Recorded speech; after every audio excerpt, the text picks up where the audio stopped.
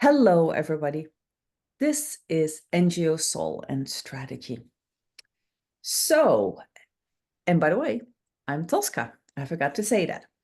While I'm primarily interested in the organizational development of nonprofits, NGOs, and foundations, within that, I am, amongst others, interested in the mindsets, the mental models, the leadership habits, practices, and behaviors in the sector, and how they affect our organizational effectiveness.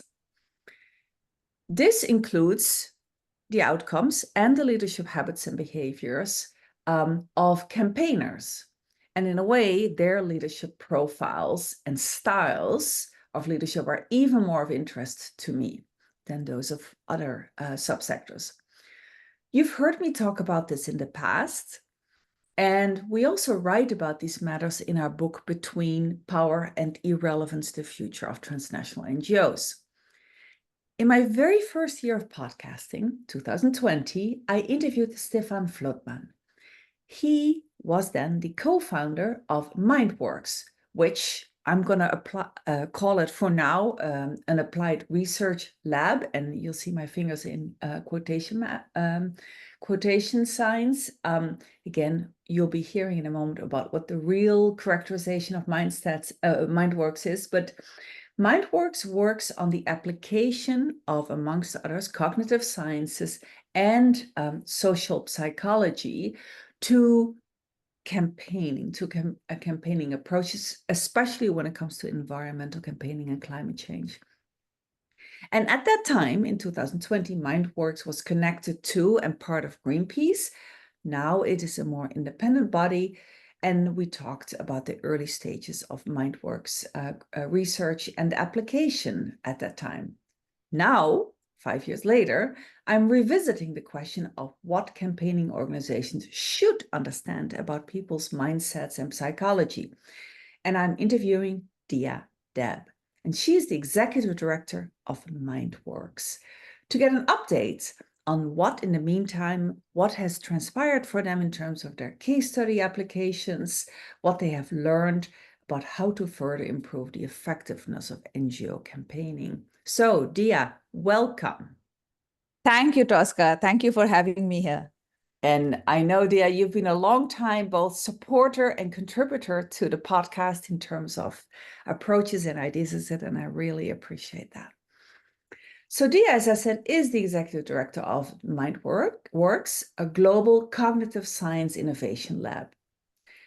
MindWorks pioneers new approaches to creating change built on understanding about how the human mind works. Diya grew up in India.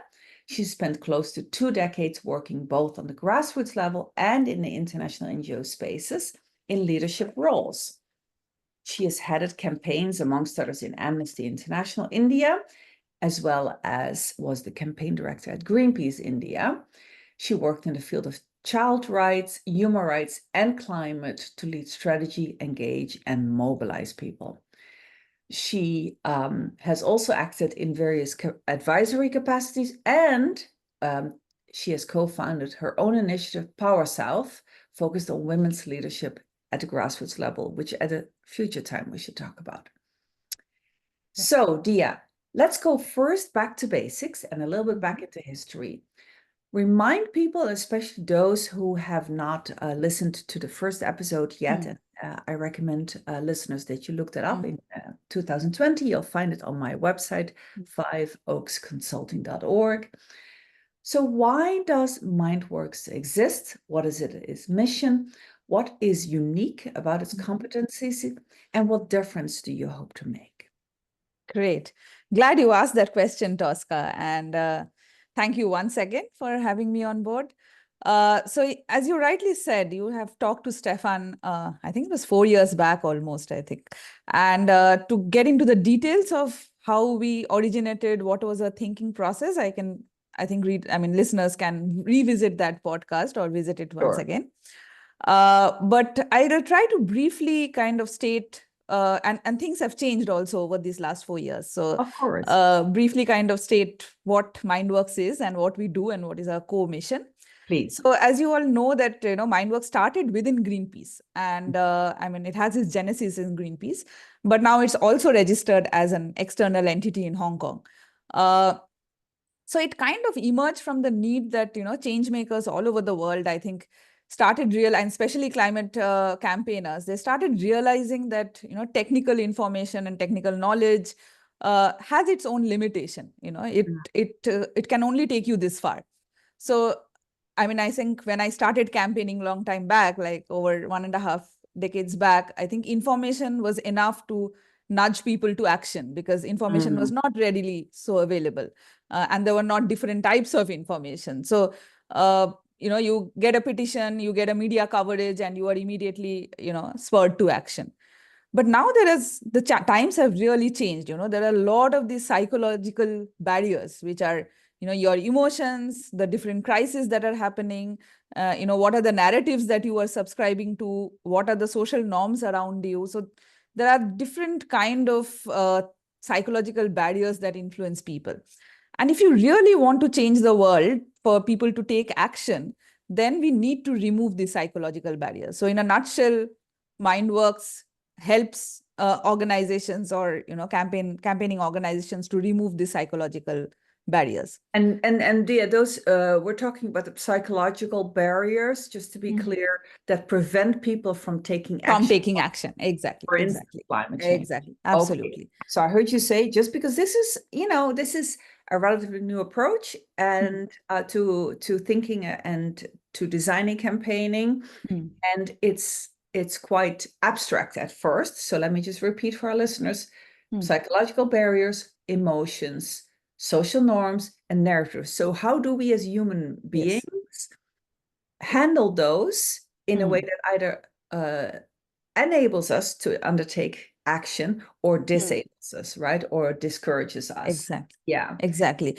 I mean, just to give you an example, for instance, a lot of our actions, it's not, I mean, something that you bought from the store, it's not always, the information or the features that is listed, right? It might be influenced by a friend who has bought it, somebody who has got a good experience, brand is well known.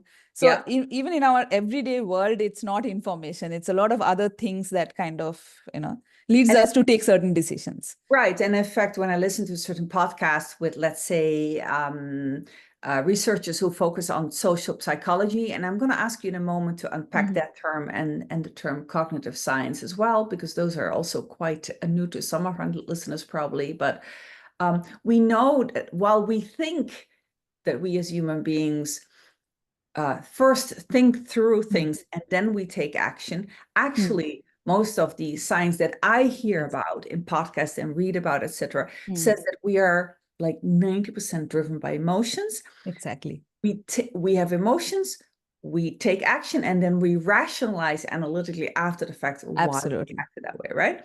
Absolutely. Okay. Important tenet. Tell us a little bit more about, so what the word cognitive science, what is that field of work about? Social psychology. Exactly. That's a very good question. So, I mean, MindWorks in a nutshell, it's basically uses cognitive and social science insights to revolutionize how organizations design and implement change. So that's our mission, right? And a lot of people actually ask, what is cognitive science? What is social psychology? These are jargons that people use. So in a very layman, and I'm sure these disciplines are much in depth studied, but in a very layman's term, cognitive science is more of the human processes of the mind. So how humans think and how individuals think, how they make decisions, how do they do problem solving, and those kind of things, which are more of the human mind and how it is working. And social psychology is a lot to do with how it relates to the people outside. So, how peer pressure works, how they are part of a social norm. So, how the human mind works in relation to others. And in relation to the other groups, other societies, or, where they belong. And both of these knowledges are very important to even say, like, how a person would, act, or how a society would function, how they would think, feel, act. So all of these kind of get influenced by these insights, which we often don't give importance too in the campaigning world, That's the point, right? Yeah. And so we human beings are intensely group animals, right? And Exactly. we've been it from the time when we lived in cages, because that's was super important for our safety, right? So we're intensely influenced by our social groups that we belong to, and by the sense of identity that we derive. I think the field of identity and the science around that is also super interesting. Absolutely. You are now 5 years old as an organization.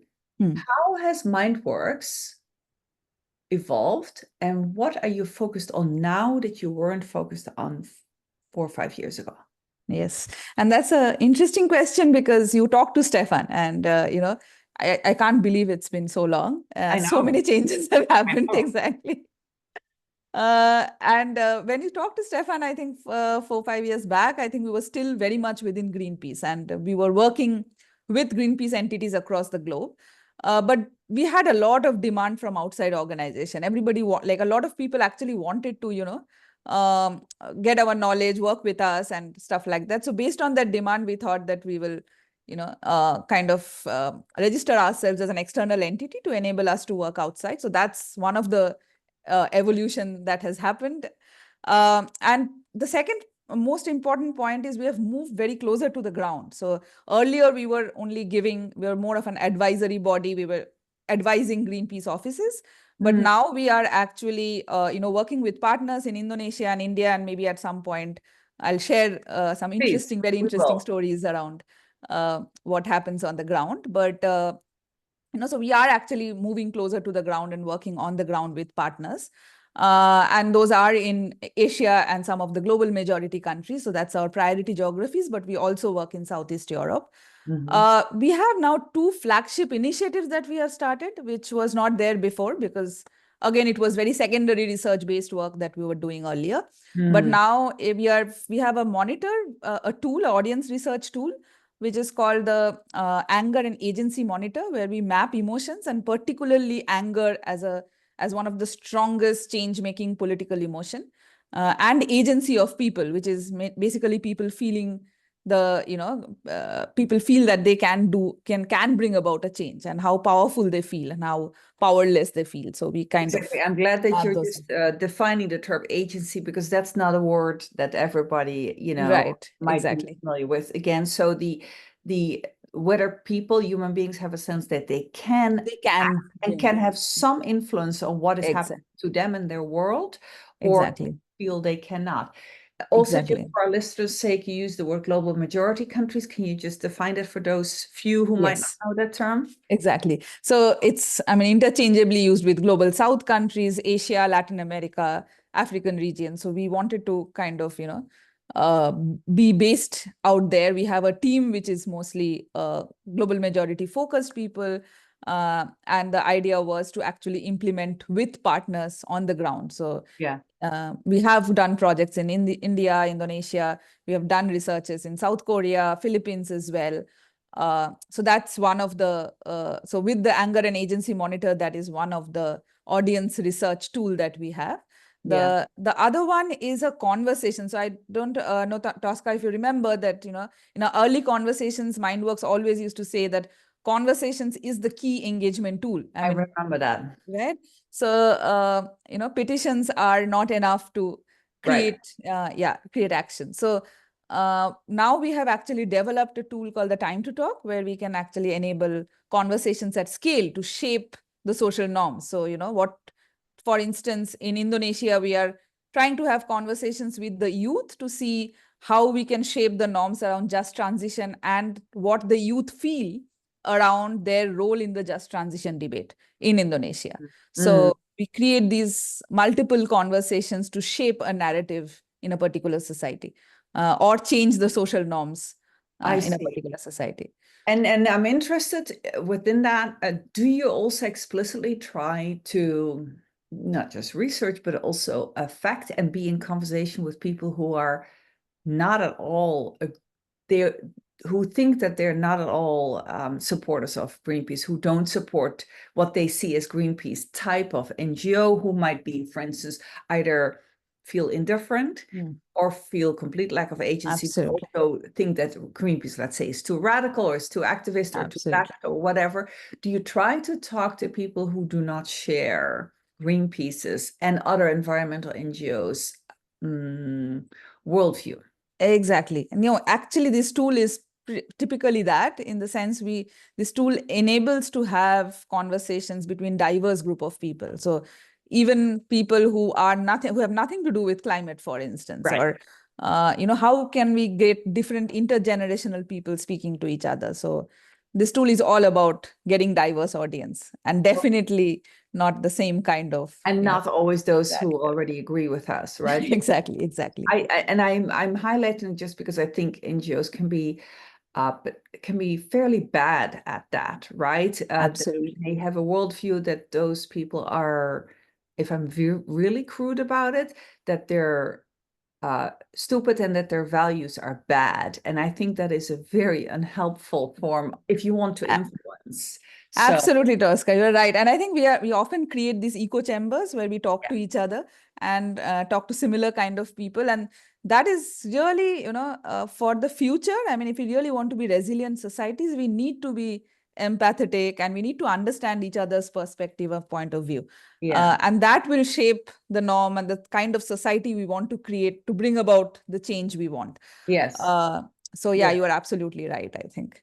So now I'm curious, Diya, at the beginning when MindWorks started, did you have a certain one or two assumptions or hypothesis, if I want to use a fancy word, right, that you made when you started, and then you found that, so which hypothesis came more or less true or so far has been validated and which have not, and why not?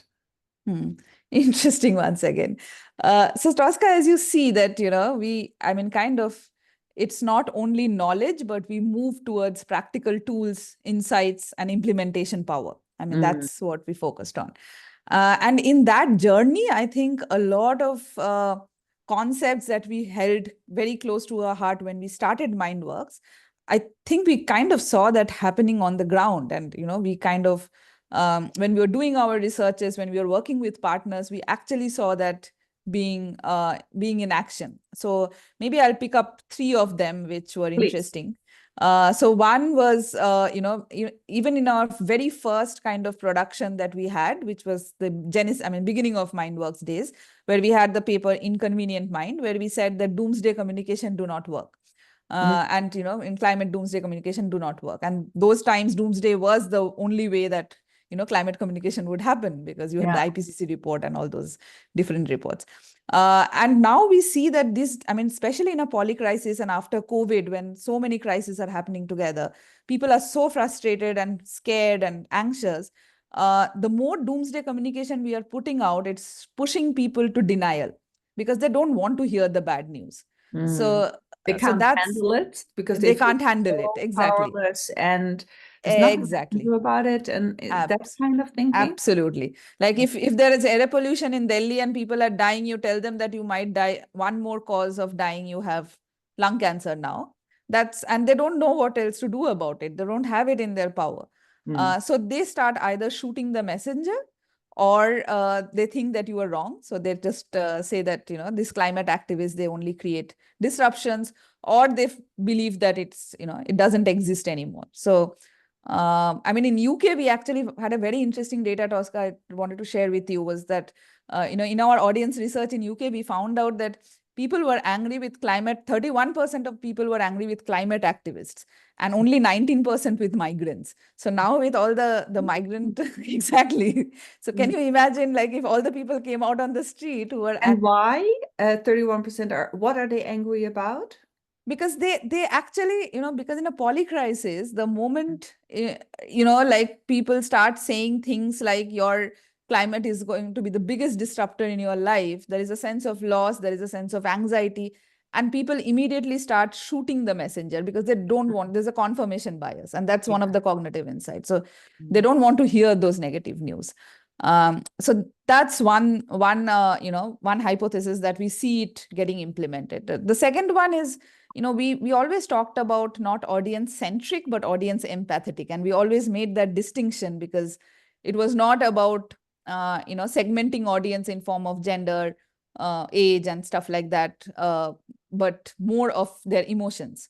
And we actually saw that when we worked in India or when we worked on the ground, listening to people, listening to their emotions and designing strategy. And when I talk about the India campaign, maybe I can give more examples on this. But kind of designing strategies based on their emotions was really impactful in long-term changes, because you take the society along, and that is something that helps in preventing policy rollbacks and stuff like that, because it's not only policy shifts that are happening, but you are taking the people along. If I can just interrupt you for a moment, Diya. So make it a little bit more, I want to visualize, what does a strategy or campaigning strategy based on emotions look like? Can you unpack that for us? Sure. And maybe I'll pick up the India example, which can give so, like in India, what happened was, they were working on mobility campaign, which is a very typical climate campaign where, people want to move society away from transport and vehicles, which the fuel emitting vehicles, and go for public transport, go for cycles, eco-friendly transport mechanisms. So the mobility campaigners in India have been demanding for cycle lanes for the longest time. In India, you don't have cycle lanes, right? So you, which is not like in Europe. So it's very car centric kind of a thing. Same in US. Yeah, exactly, in US as well. So the government actually relented to that demand, and they built a 75-kilometer cycle lane, but nobody was using it. And the government was like, you asked us to build it, we have built it. Waste of money. Yeah, waste of money, but nobody is using those cycle lanes. And there were several causes for not being used, but we did like in India, they did actually a big listening exercise. And they actually listened to women, because women form a major, commuter section.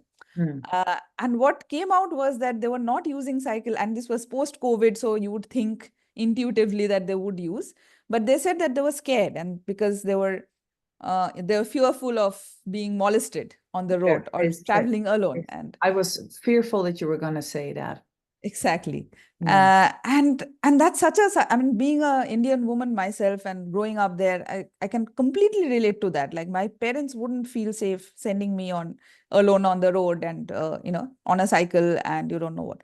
And then when they started digging deeper, they actually understood that, this is an emotion. And if you can actually create safe spaces for women, even in public transport, if you can create this conversation where there are more women travelers, where we create, they can reclaim their space back in the city, then change will happen. And when I talk about the campaign in detail, maybe I can share a little bit more on the kind of impact from, free public transport for women to actually having feminist designs of the city. There was quite a successful and fascinating campaign. It was one of my favorite campaigns, actually. Please tell us more. Yeah. Tell us more. Go ahead. Okay, great. So yeah, I think so. What happened was so when they actually figured out that this is the strategy and entry point, and then the campaign kind of rolled on to say that, who are these women? And is it only the elite and middle class? What is happening to, people from the lower economic section, because they can't afford cars. So they are walking to, put their child in school, come back, cut vegetables, go to the garment factory to work and stuff like that. And then we started seeing that, okay, if they had the access to cycle, would that make, or a bike, like would that make their life easier? And what we figured out is that, they wear saris, and the cycles that are designed in India with gears, they're not designed for sari. About that. Exactly. Yeah. So then there was a whole campaign which actually, worked with some of the biggest cycle manufacturers to redesign how the cycle looked like. Nice. So there was some interesting elements in that campaign, but in the, as an outcome, what happened as a success story was that there were groups in that city which are not only women, there were men and women together from different, from shopkeepers to, IT professionals to different kind of people who came together, and they started determining how the city budget should be used. Because there was a new government in power. So they did kind of deliberative democratic process where they actually budgeting type. like the Citizens Assembly kind of a thing where they came together, 200 people came together, they discussed, deliberated. And then as a policy change, there were, at least in one city, which was Bangalore, there were public transport, which became free for women, which meant that more women started traveling in the buses and the users went up. And public transport means that people will not take their personal cars, so that the pollution levels will come down. And that got replicated in another city. So, it kind of, that whole, because we entered it through the emotional point of view, it was not the campaigners telling people that this is what you should do, you're a bad person if you take the car, because that wouldn't have resonated. Well, yeah, shaming and etc. is not necessarily in that context helpful. Exactly. Yeah, by the way, as a Dutch woman, I can relate to your story about bicycling, because we know in Holland, and even though I've lived outside Holland for a long time now, that if you cycle, you don't want to have a long skirt on, because that's going to get caught in the gears and can be dangerous, actually. So now, any similar stories about approaches and outcomes in Indonesia? Yes, that's also one of a few of our favorite campaigns have actually happened there. And I think Indonesia, it's kind of shaping up quite in a big way, because we have a lot of partners where we are working on the ground. So one of the things that we tried doing when there was the air pollution in Jakarta last year, it was a massive crisis. And we actually got, and people were feeling, in air pollution is such a thing that make people very helpless. Like, you can raise your voice, but nothing is happening. So we kind of started bringing people together through conversations where, we organize these conversations at scale where, mothers were able to talk to mothers and figure out how the air pollution was impacting them, but what as a role they can play being citizens of that city. And is there something that they can do? So that creates and strengthens the social fabric in a way that people want to feel that, I'm not alone. I have other people. And this is what we feel together we can do. So it creates empathy for each other. And then it also, if you can put it out into a communication narrative saying that your citizens in Jakarta are thinking this way, or this is what they want. People start seeing the issue as well. So that was one of the starting point in Indonesia. And now we are actually looking at how we can, have youth, and especially because Indonesia has a very youth-focused population, and with the recent elections and stuff like that. So how youth can have more power, or feel less powerlessness, or feel more power in actually shaping the energy transition strategy in Indonesia. So they might be a lawyer, they might become a teacher, they might have different aspirations, but do they have a role to play in their own professions to kind of move and shift Indonesia towards just transition? And then can they also have conversations with decision makers? Can they have also assemblies kind of process where youth are taking decisions, youth are able to contribute to the decisions, contribute strongly to the narrative. So a lot of these are happening with projects on the ground. And those are very interesting outcomes we are already seeing in terms of the messages, the insights that are coming out from these multiple conversations. I see. So the causal pathway that I'm listening for is that in this type of approach, that these conversations, these facilitated conversations, lead to greater sense of both empathy, but also to agency, greater sense of ability. I can do something about this collectively with others. That then leads to kind of action and impact, deliberative processes and other actions that are aiming to influence official decision makers. Exactly. As well as people's behavior, of course, and public worldviews about behavior that affects the environment. So how much? So you mentioned in the case of India how official decision making with regard to, let's say, bus service and access for free, it changed. Can you give a few more examples of where official decision making changed as a result of MindWorks and its many partners, what you did? Yeah, so it's a interesting question, because the change doesn't happen in a year. I mean, these kind of changes takes years to, Yeah. and that's the kind of shift that we need to think, that it's not about like, putting 100 million people putting a petition and then you have a policy, because you see policy rollbacks happening every day, whether it's abortion in US or whether it was, demand for the nuclear power in Europe after the Ukraine war. So what we are trying to shift is not only, policy making on infrastructural change, but along with it, how are we taking the society along? And is the society kind of getting more prepared to accept those changes? Is the society still pushing for those changes? And it's a collective process where it is not winning the battle, but winning the war kind of a. Yeah, so public opinion, public worldviews, and Exactly. willingness to change public behaviors, right? Exactly. All Exactly. together. And there are examples where we see interesting changes happening. For instance, in India, for instance, there are these groups who we were engaging with and who we listened to and who felt that sense of agency. They started forming their own collectives and started doing neighborhood changes in their own spaces. Or in Philippines, for instance, we said that we kind of moved away from this whole confrontational approach where we were bashing the decision maker to having conversations with local administrators. And that led to youth being actually taken seriously. And, they created a town hall where the youth and the decision makers were able to discuss something more proactively. So you see these kind of innovative changes happening, which kind of show that there is a positive direction towards changes, but it doesn't happen in one day. It takes a long time. No, absolutely. That's true for any approach towards campaigning on these issues, right? Whether the more classical ones or this newer one.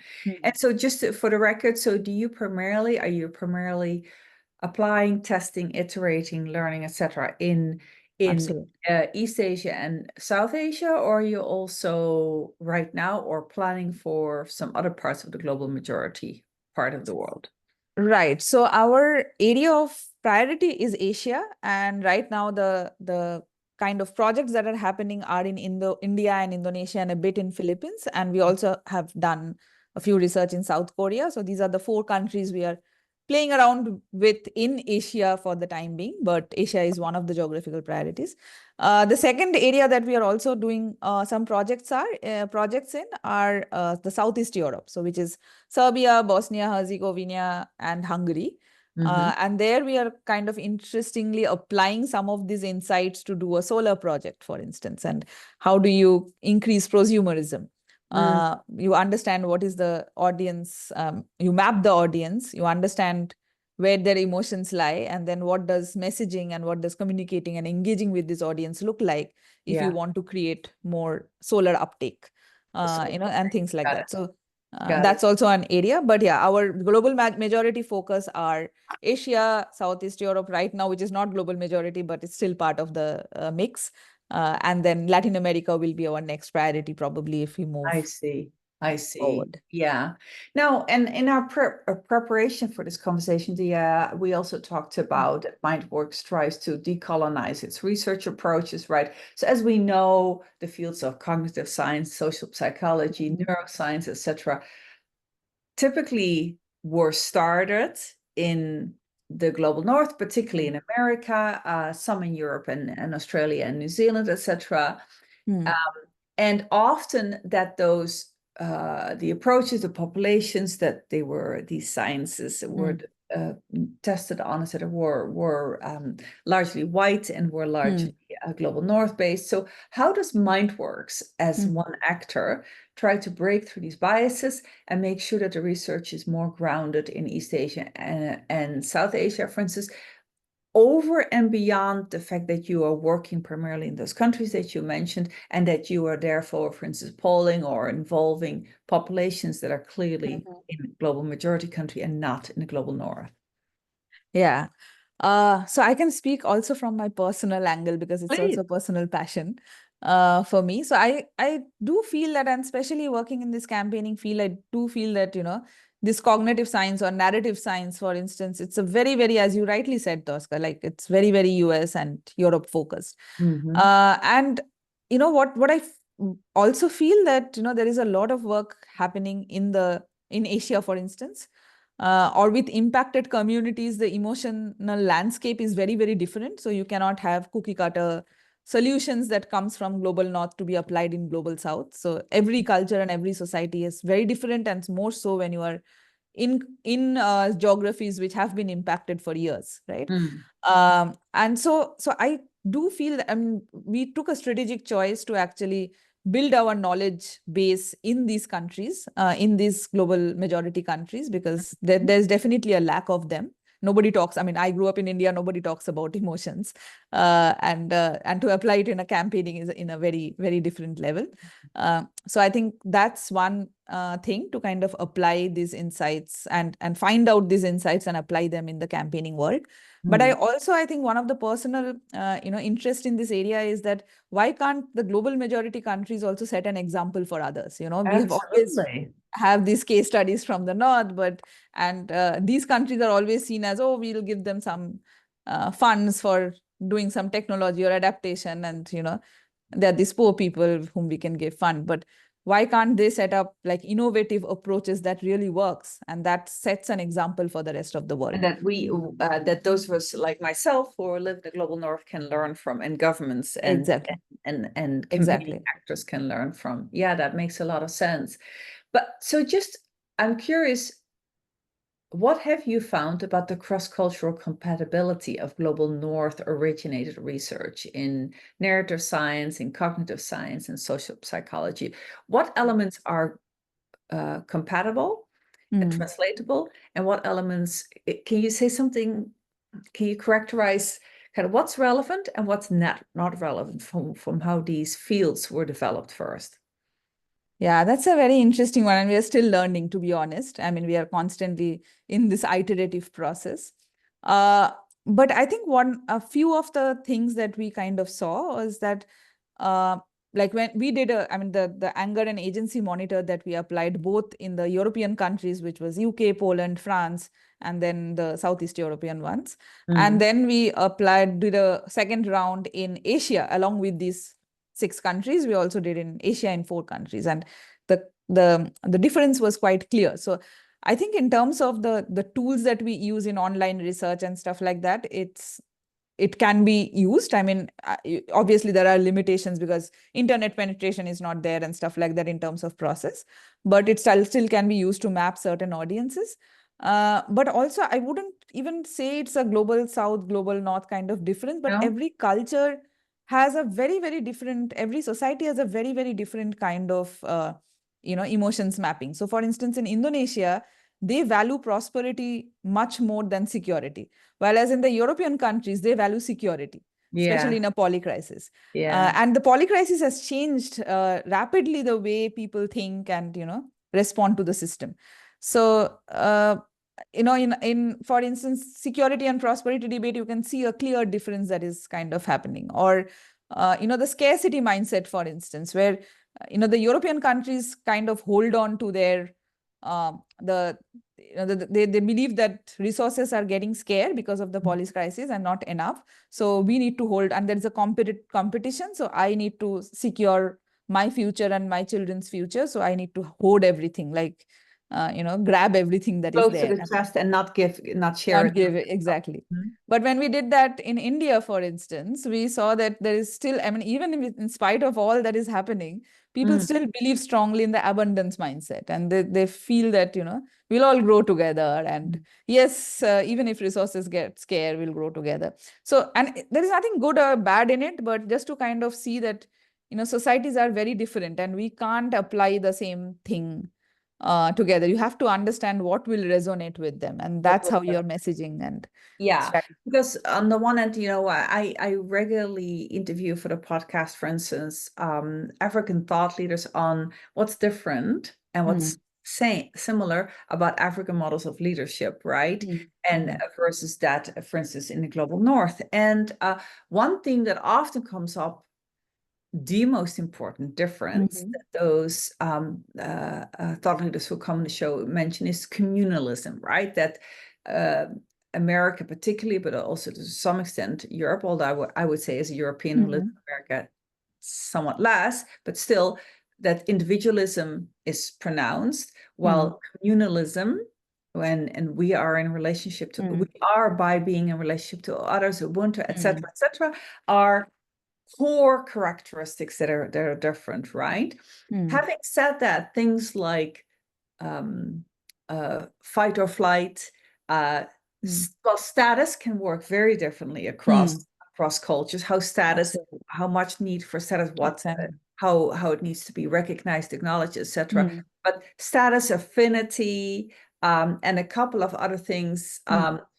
Some things are universal, but they might be, the need for some might differ across cultures, or how that need is expressed. I'm just musing. Any thoughts before? Yeah, you're right. And I think a lot of it, I mean, there was an interesting, I remember, I was having a call, I mean, long time back, this was having a conversation with a campaigner in Russia. And we were talking about how the mind works in crisis and how there is a crisis timeline. And if you can understand the different phases in a crisis, then you know how to respond to each of them. And this person said, but the Russian mind works differently. And so, which might be true.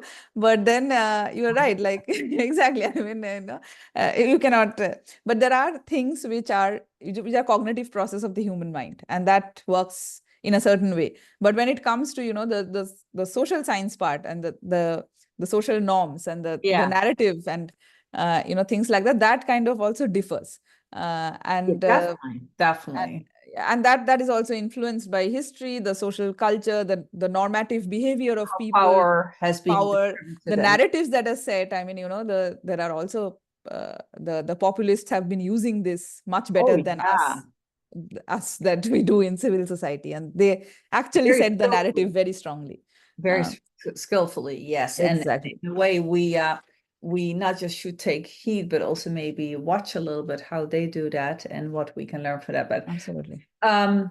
So we need to bring this to a close soon. So let me see what I'm gonna pick.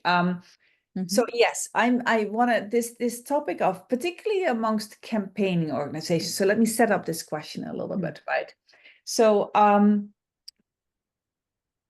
one of my mentors, Peg Herman, was here in the US one of the founders of the field of political psychology. So not social psychology, but political psychology. Her research on leadership profiling and styling indicates that some NGO leaders in leadership style, I'm not talking about the function, the work that they do, are advocates. So again, I'm not talking about people who have advocacy in their title, but who have a personality and leadership style that embodies that, right? And those leaders tend to have fairly black and white worldviews. They see most challenges as obstacles that they need to approach heads on in a direct way, without necessarily having the versatility to say sometimes it's better to go indirect around somebody, or to bring to relate to others, third-party stakeholders who can influence that power holder, for instance, that is my target. They don't have that versatility, right? Or how to use negotiation and compromise. We also know, talking about, for instance, Greenpeace, I've often been told by Greenpeace leaders that their culture, they feel, is very macho, it's very cowboy style, right? Very hero leadership. So I'm bringing this up because I'm curious whether for campaigning organizations whose culture can be characterized like that, is it easier or harder to embrace the principles that your research calls for? So I'm moving now to the uptake by other NGOs, Greenpeace, but also others, of what you're saying. Are there obstacles in the culture to accept what you're coming up with? That's a very, very interesting question, Tosca. So you are right. And I mean, Greenpeace, Amnesty, and all these campaigning organizations, I absolutely love them because they're alma maters in some way, but and has resulted in a lot of changes. But I think there is, I mean, now the times are very different. And as I was saying earlier, that this whole traditional way of information doesn't work anymore because it's not information-led campaigning anymore. So we did a survey where we 77% of change makers, like all from Greenpeace world or even this kind of macho cultures, everyone was part of that study. And 77% of these change makers actually said that they were frustrated. And they were frustrated with these policy rollbacks happening. They were frustrated that change not happening. And they wanted new and innovative approach. So that is also there. But there's also another reality where, when we talk about crisis and typically Greenpeace DNA would be that when there is a flood, they would wear the Greenpeace jacket and go out and really help with their boats and everything, really help and save the people. Yeah. And what we kind of, as MindWorks, we also say is that it's not about going out and being a hero yourself, but at that point, it's a honeymoon phase where people are supporting each other. They are coming towards each other. And if you communicate those stories out, you create a norm of social empathy. And that makes societies resilient. That builds your fabric for bigger changes that you want. So don't go out as a hero, but go as an enabler. And you are right, like it's not easy, but we do find champions in this system. So there are leaders who would like to, kind of change ways of doing things or, take up innovative approaches. So it's very slow. And the system is not always supportive, whether it is funders or anything. But change is happening. We see that. And especially, I think, in some of the global South countries, change are also happening quite at a rapid pace, which you won't even imagine because there is lack of funds and resources and all of that. But still, people are open to changes. Yeah. That's encouraging to know, because I think that the identity that campaigners get from, at least in the past, from this sense of hero mindset, cowboy, macho, we are going to save the world. We're the only ones who are right? As somebody once said to me in a leadership training that I co-directed, the mindset was, we are the chosen ones. Which I think it's a very dangerous way of thinking, but a profound part of the culture at that time, right? So if your identity derived from your work is so strong, the idea that you need to work on empathy amongst within societies, for instance, and as an enabler and not as a doer directly, is quite a big mindset. Radical. It's radical in the minds of campaigners. Absolutely. What's left for me then? Yeah.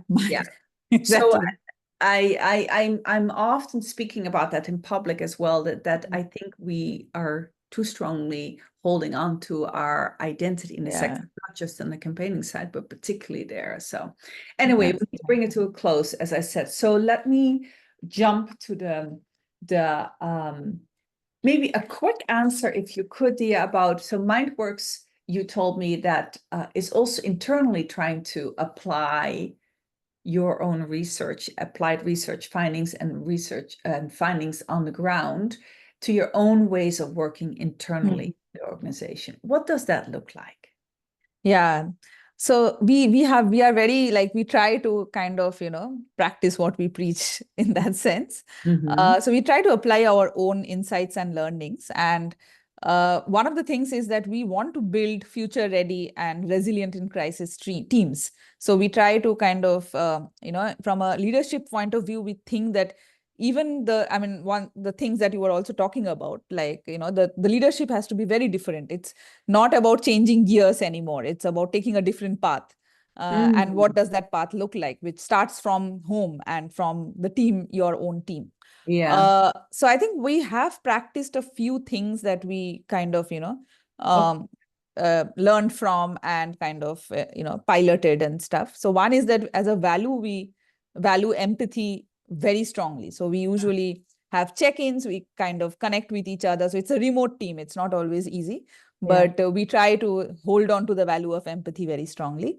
Empathy with excellence. So that's the value that we kind of strongly hold on to. The second one is we also have tried out new things, like we have a co-leadership. So Stefan and I are co-leaders, and Stefan comes from a very different kind of, he's a German ethnicity settled in Taiwan with years of experience in climate campaigning. And I come from a very different background. So, and from the global South, a woman of color. So how does that co-leadership kind of bring in the diversity? And the team is also very diverse. So we have people from Indonesia, India, France, so different kind of ethnicities and geographies to bring in. Yeah. The fourth thing that we do is we actually are very, we kind of apply agile campaigning or agile planning, because we feel we are living in a crisis, and next week you might have the COVID crisis and everything gets disrupted. So Yeah. a long-term 4-year plan doesn't work anymore. So we Right. work in sprints and 3-week sprinting, and we also try to apply that with our partners. And the last one is that we try to be as non-hierarchical as possible. So everybody, because it's also agile way of working, so everybody is a leader. We have daily dialogues not daily, once in 2 weeks kind of dialogues, where it's a safe space where we pick up a theme. Anybody can suggest a theme. We just have a speaking piece and we talk about these issues. So it could be a knowledge share. It could be a movie that we have watched and talk about it, or it could be an internal culture thing which we are unhappy with, and we talk about it. And like an open space, like an almost. open space to share and express. And it's not often that we don't come with an agenda, we don't always have action points, but it's a space where people are valued and they are able to share their feeling. So a lot of these, we try out new things to kind of see that how, even as an organization space, it's a very different and innovative approach, and which is not in the traditional way a campaigning structure is designed. And that personally for me is a very, very interesting space to explore as well. Also, yeah. Nice. Okay, Diya, so we have to bring this to a close. Where should people go to learn more about you as a leader and about MindWorks and how it can help campaigning organizations, not just on climate change, how it can help become more effective campaigners and activists? Right. So I think for me, you can reach out to me on my LinkedIn. I'm pretty active on that one social media space. So you can just type with my full name and there. For MindWorks, I think we have now a fresh website. So it's slightly redesigned, and you can go to mindworkslab.org. Okay. All one word. Yeah. mindworkslab, one word.org. And that has all the resources that we talked about today. You can find that. MindWorks also has a LinkedIn account where we put out all the recent, anything that comes out, any information, research insights or projects that we are doing on the ground. So you can find all the live updates on the LinkedIn channel. Yeah. And then last, if you are on the website, you can subscribe to a newsletter, which we keep sending out. But otherwise, you can always write to us at hello@mindworkslab.org, and we are quite active on that email. So we try responding as soon as possible. Which is good. That's not always the case, with those types of email inboxes. Super. We'll have all of that in the show notes, of course. So I'm so glad, Diya, that I checked in with MindWorks, and after 4 or 5 years, much has happened, much new insights, important insights. And I'm glad that I also got to talk to you this time. So good to see both co-leaders in action. So thanks for all your insights. And that gave us a lot of food for thought. Please go ahead. And thank you, Tosca. I think, what we kind of, you started off with saying that we're applied research, and pretty much is true, because we are very much focused on the application part. And so if anybody of the listeners are interested to use the insights in a project themselves, they can just reach out, and we'll be happy to help out on how to apply these insights. So it's not so much of a research as much as it is about application. No, and I knew I had to use the word research very carefully, and applied lab. I said, you're trying that's perfect. Yeah. Stuff, right? Not just you definitely don't want to just generate more knowledge, right? Exactly. So with that again, Diya, thank you for all your insights. Gave us a lot of food for thought, and thank you, listeners. If you found this podcast episode stimulating, then be sure to check out other episodes in my podcast. We have interesting episodes about the art and science of nonprofit campaigning, such as episode 12 with Paul O'Brien, the former vice president for advocacy and policy at Oxfam America, and currently the ED of Amnesty USA, and several others. And you can find those episodes and more, not just on my website, 5oaksconsulting.org. That is with the number 5, but also on my YouTube channel. And one of the things finally that you'll find on my website as well is my newest offer. If you've been wanting to have kind of an advisory call with me, but you don't have the budget right now or the time to engage in a longer consultancy or coaching or team coaching process, you can also book a one-off advisory call with me directly through the website. Again, 5oaksconsulting.org. And if you subscribe to my email list, you will be the first to know when the next interesting podcast episode drops. So with that, I'm saying goodbye.